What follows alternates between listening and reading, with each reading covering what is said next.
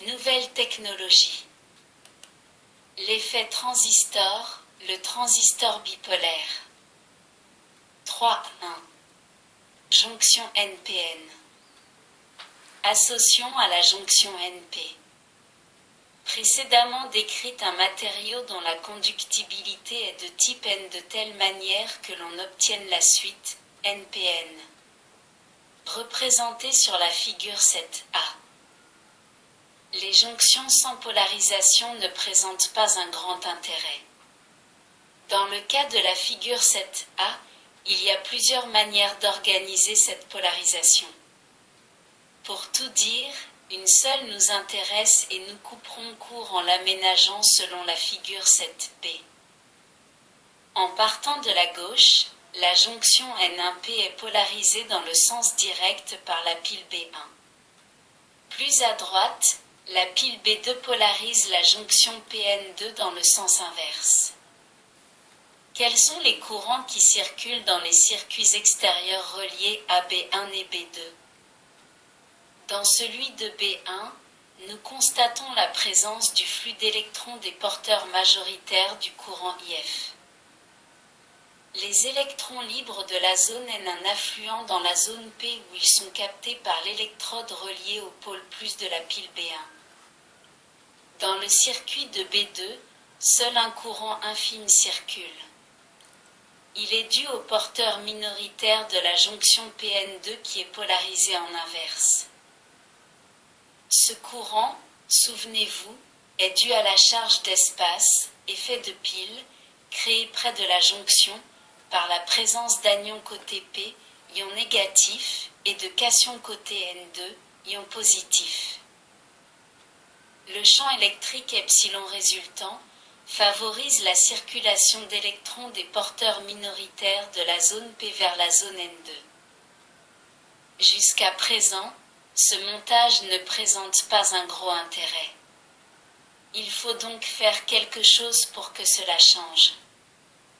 Si on évite aux électrons de N1 de se recombiner dans la zone P et de sortir par cet endroit, ils pourront venir renforcer le courant d'électrons des porteurs minoritaires causé par la polarisation de B2. Pour arriver à ce résultat, quel artifice pouvons-nous employer? Ne pas laisser le temps aux électrons de se recombiner dans la zone P et d'être soumis au champ epsilon qui les transférera vers la zone N2, sous-entend une épaisseur de la zone P très faible. Amincissons la zone P autant que possible et reconsidérons les courants, figure 7c. Dans le circuit de B1, ne circule plus désormais qu'un courant très faible.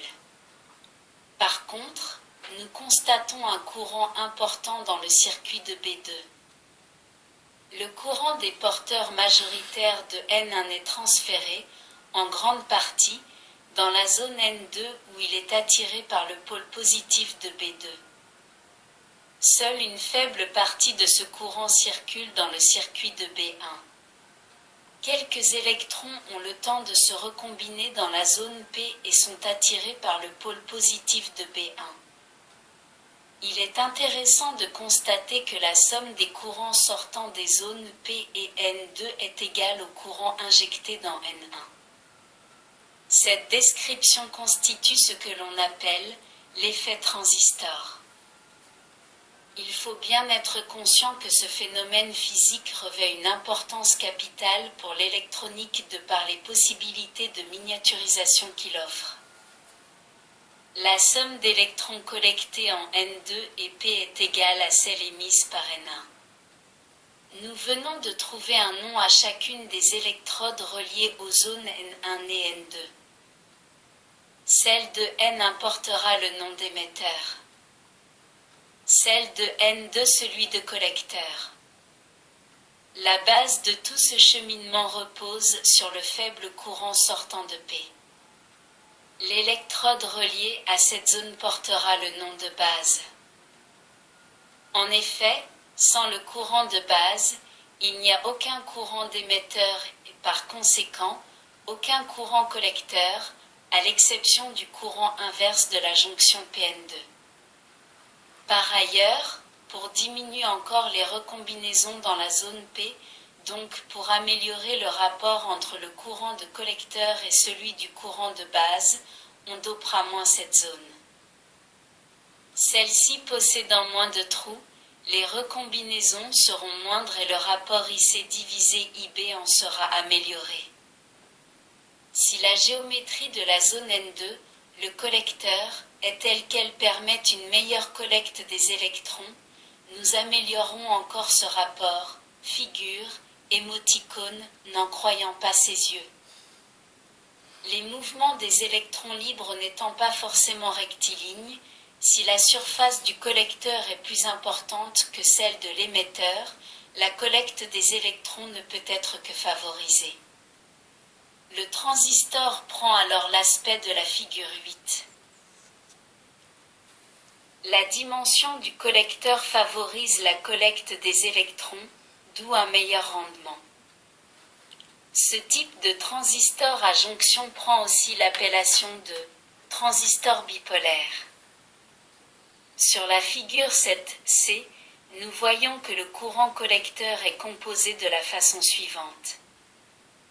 Une grande partie du courant émetteur, environ 0,9 fois celui-ci.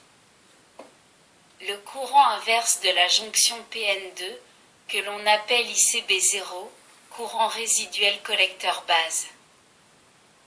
D'autre part, le courant base est constitué par une faible partie du courant émetteur, le courant ICB0. Le courant base est donc constitué de deux courants en sens opposés. Nous constatons qu'à l'aide d'un faible courant base IB, sous une faible tension B1, polarisation directe de la jonction N1P, on contrôle un courant collecteur important IC, sous une tension B2 plus élevée que celle de B1. En résumé, à l'aide d'une très faible puissance, on contrôle une puissance beaucoup plus importante. Le transistor est un amplificateur de puissance. Il faut savoir qu'il existe aussi d'autres façons d'organiser l'association de matériaux de type N et P. Entre autres, celle qui conduit au transistor PNP. L'explication du phénomène est semblable mais, dans ce cas, le dopage prenant l'apparence d'une injection de lacunes ou trous, on raisonne par le déplacement de ces trous. La figure 9 représente les courants de trous dans le transistor PNP. En réalité, le courant d'électrons circule dans le sens opposé. N'oubliez pas que si des lacunes se déplacent, c'est parce que les électrons viennent les combler. 4. Le transistor bipolaire. Nous savons qu'il en existe deux types qui résultent de l'organisation des matériaux N et P. Il s'agit des transistors NPN, des transistors PNP. Ces deux familles peuvent être réalisées en germanium ou en silicium. Ce dernier est le matériau le plus répandu désormais pour la fabrication des transistors. La figure 10 représente une symbolisation fréquente de ces transistors. Ce type de transistor à jonction prend aussi l'appellation de transistor bipolaire. Sur la figure 7C, nous voyons que le courant collecteur est composé de la façon suivante. Une grande partie du courant émetteur, environ 0,9 fois celui-ci. Le courant inverse de la jonction PN2, que l'on appelle ICB0, courant résiduel collecteur base. D'autre part, le courant base est constitué par une faible partie du courant émetteur, le courant ICB0. Le courant base est donc constitué de deux courants en sens opposés. Nous constatons qu'à l'aide d'un faible courant base IB, sous une faible tension B1, polarisation directe de la jonction N1P, on contrôle un courant collecteur important IC, sous une tension B2 plus élevée que celle de B1. En résumé, à l'aide d'une très faible puissance, on contrôle une puissance beaucoup plus importante. Le transistor est un amplificateur de puissance. Il faut savoir qu'il existe aussi d'autres façons d'organiser l'association de matériaux de type N et P. Entre autres, celle qui conduit au transistor PNP. L'explication du phénomène est semblable mais, dans ce cas, le dopage prenant l'apparence d'une injection de lacunes ou trous, on raisonne par le déplacement de ces trous. La figure 9 représente les courants de trous dans le transistor PNP. En réalité, le courant d'électrons circule dans le sens opposé. N'oubliez pas que si des lacunes se déplacent, c'est parce que les électrons viennent les combler. 4. Le transistor bipolaire. Nous répétons la même leçon due au schéma.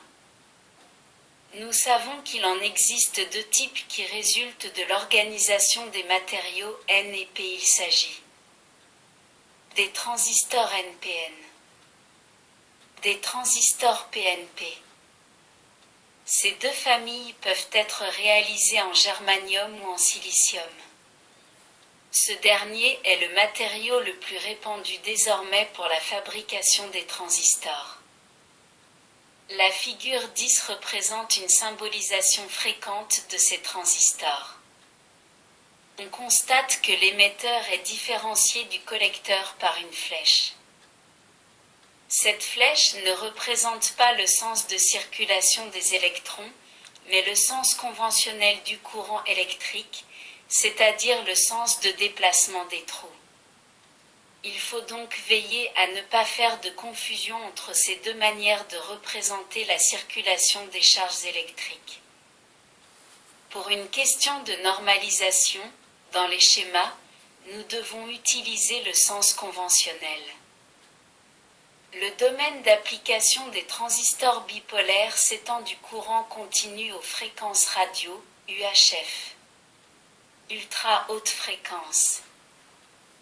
La puissance dissipée sur leur collecteur va de quelques centaines de milliwatts à plusieurs centaines de watts selon les types.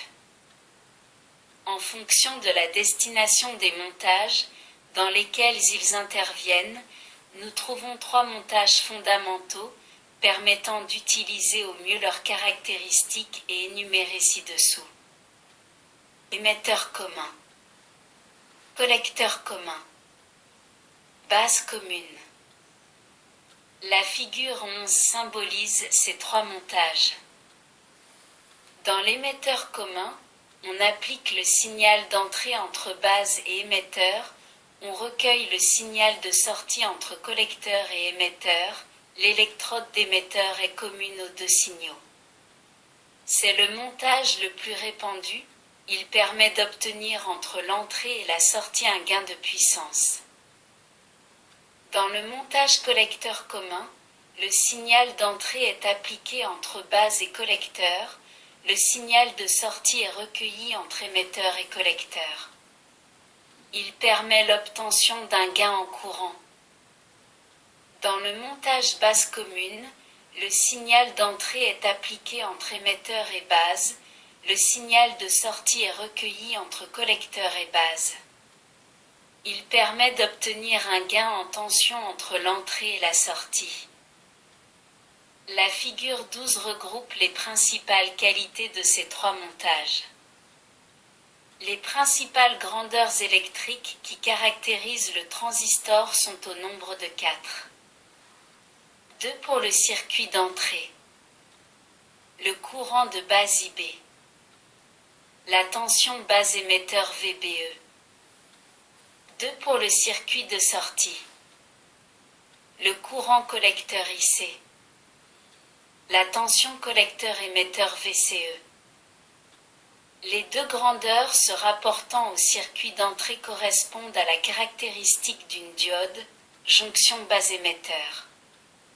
Par conséquent, on retrouve la polarisation dans le sens direct, permettant l'obtention d'un courant collecteur, et la polarisation dans le sens inverse, avec le phénomène d'avalanche quand cette tension devient trop élevée, figure 13. En général, cette valeur est donnée par le constructeur car elle est destructrice et ne doit pas être atteinte, VBE, BR. Les grandeurs électriques de sortie, courant collecteur IC en fonction de la tension collecteur-émetteur VCE, sont relevées pour différents courants d'entrée IB. Cette caractéristique comporte 3 zones. La zone de fonctionnement à saturation. La zone de fonctionnement linéaire. La zone d'avalanche. La figure 14 représente une de ces caractéristiques. On regroupe les caractéristiques statiques du transistor en réseau de courbes sur 4 cadrans, dont la figure 15 donne un exemple. Le cadran 1 de cette figure représente la caractéristique de sortie, IC égale fonction de VCE pour différentes valeurs de IB. Elle permet de déterminer les éléments suivants. La résistance de sortie. Le gain en courant. La droite de charge. Le cadran 2 représente la caractéristique de transfert direct, IC égale fonction de IB. Elle permet l'étude du comportement du transistor. Pour des signaux faibles. Pour des signaux forts. Le cadran 3 représente la caractéristique statique d'entrée, VBE égale fonction de IB. Elle permet l'étude de la résistance différentielle d'entrée, de la droite d'attaque. Le cadran 4 représente la caractéristique de transfert inverse, VBE égale fonction de VCE pour différents courants IB. C'est le coefficient de réaction de la sortie sur l'entrée. Un grand nombre de paramètres permettent de définir un transistor. Parmi ceux-ci, nous trouvons les paramètres H, paramètres hybrides, tirés du calcul matriciel. Ce sont ceux que l'on utilise le plus fréquemment, aussi, allons-nous les énumérer à titre indicatif. Nous vous rappelons que ces derniers ont été largement expliqués dans la leçon d'électronique fondamentale, voir cette leçon. H11, il est tiré du cadran 3. Il représente la résistance différentielle d'entrée. H11 égale delta VBE divisé par delta IB égale re-exprimé en ohms. Ce rapport représente la valeur de la tangente à la caractéristique tracée pour le VCE considéré, en regard des variations de VBE et IB. H12, il est tiré du cadran 4 et représente le coefficient de réaction de la sortie sur l'entrée. H12 égale delta VBE, delta VCE égale mu, c'est le rapport entre deux tensions, donc sans unité. H21, il est tiré du cadran 2 et représente le transfert direct ou gain en courant. H21 égale delta IC divisé par delta IB égale bêta, rapport entre deux courants, donc sans unité. H22, il est tiré du cadran 1 et représente l'inverse de la résistance de sortie ou conductance. H22 égale delta IC divisé par delta VCE égale 1 divisé par RS exprimé en Siemens. En principe, le constructeur donne les réseaux des cadrans 1 et 3. Les paramètres H sont souvent suivis, en indice, d'un nœud, qui affecte ces paramètres au montage en émetteur commun. Exemple, H21 nœud égale 100 pour IC égale 5 mA. Ce qui signifie qu'en montage émetteur commun, ce transistor a un gain en courant de 100 pour un IC de 5 mA, ce qui correspond à un courant de base de 0,05 mA. Pour éviter d'encombrer cette leçon, nous allons continuer la procédure des transistors bipolaires en régime saturé et en régime bloqué correspondant à l'électronique digitale.